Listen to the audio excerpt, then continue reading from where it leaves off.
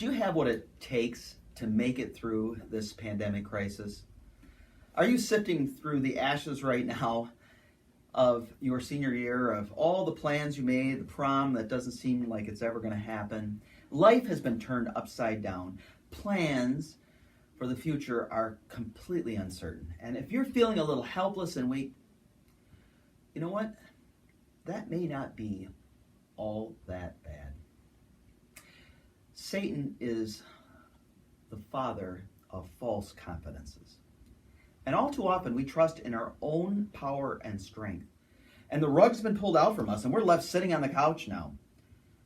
And if that has drained you of your self-confidence, maybe that's okay. Do you have the power and the strength to persevere? There are reasons for wondering. This once-in-a-lifetime event has reminded us how fragile our plans are and life is, and our spirits can be very easily weak. A friend shared with me this truth.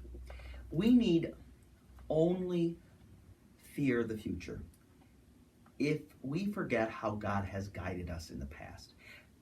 That's a truth I need to hear, and perhaps you do too, because God's people seem to need to hear it again and again and be reminded of it. In Isaiah chapter 40, Isaiah is talking to people who are in captivity. They're in quarantine on their own in Babylon.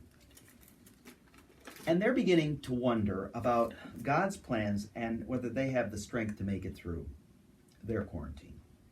So Isaiah writes this: "Why do you say, O Jacob, and complain, O Israel? My way is hidden from the Lord. My cause is disregarded by my God. Do you not know? Have you not heard?